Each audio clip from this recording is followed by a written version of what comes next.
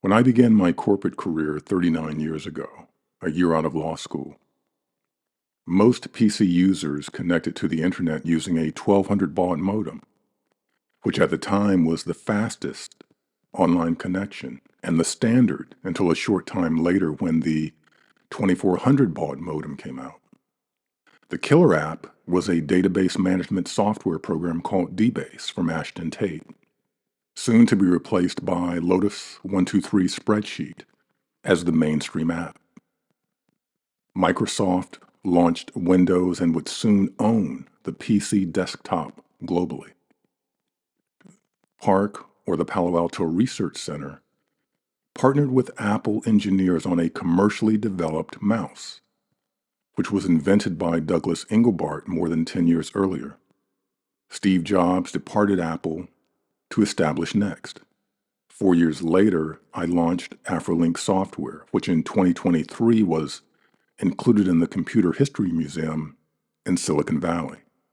Then, in the early 1990s, AOL was at the forefront of the online revolution with email, while Netscape was the preferred web browser as everyone transitioned from the floppy disk to the World Wide Web.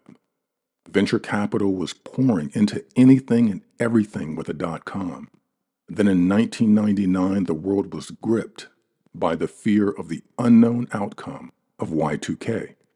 These rapid changes in the tech landscape were not just about technology, but about the profound societal shifts they were ushering in. A year later, the dot-com bubble burst due to venture capital drying up, overvaluation of dot-coms, and overspending to build brand awareness. Then, in about 5 years, the chatter became all about the cloud, even though cloud computing started in the 1990s. Over the next 2 decades, the cloud, blades and servers warehoused in massive buildings, would store everyone's data. Data, which is information, is now monetized as a commodity, but also a service. All of this brings about the cloud wars in Silicon Valley and beyond, which raged for years until around 2022 with just 4 companies comprising 2/3 of the cloud market. AWS, or Amazon Web Services, Google Cloud, Azure, which is Microsoft, and Alibaba Cloud, based in China. Tech to this point marked advancement in business, finance, medical, and other sectors, but also for society throughout the world.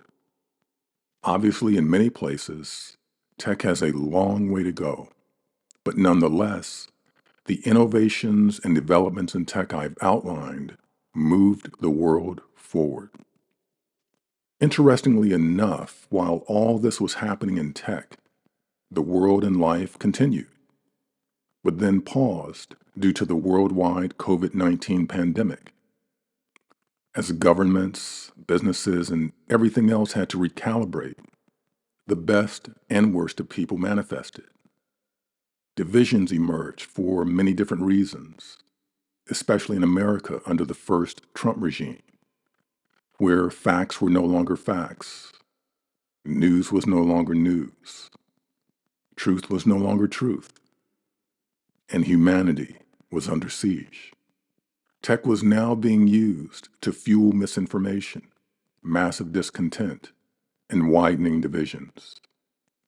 Not much has changed today. The assault on women and their right to choose or control their bodies was part of the rhetoric of the recent presidential campaigns. Racism and bigotry are increasing and codified in Project 2025. Wars and conflicts seem endless in different places in the world. People are protesting everything. Corporate layoffs continue as consumer prices continue upward, all while AI is challenging the human experience.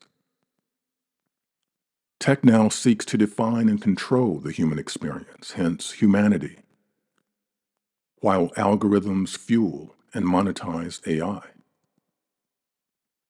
I began this discussion with a brief and concise history of the tech roadmap, which for the most part created important and necessary advancements for people and industry. But what is the roadmap for AI? Many raise the issue of whether AI is human advancement or the decline of humanity. The current technology age presumes that human advancement is a natural or expected outcome defined by algorithms and predictive analytics.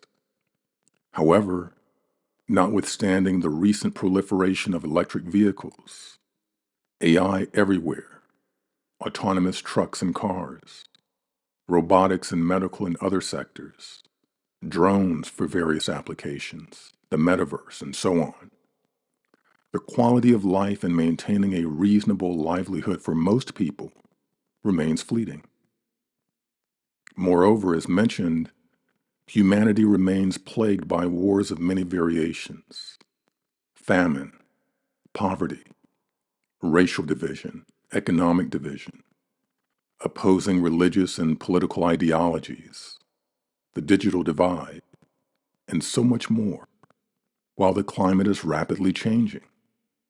Instead, big tech, or some may call techno-fascism, focuses on what they believe the future state is: AI, the singular program for humankind, created to define big tech's narrow view of human advancement.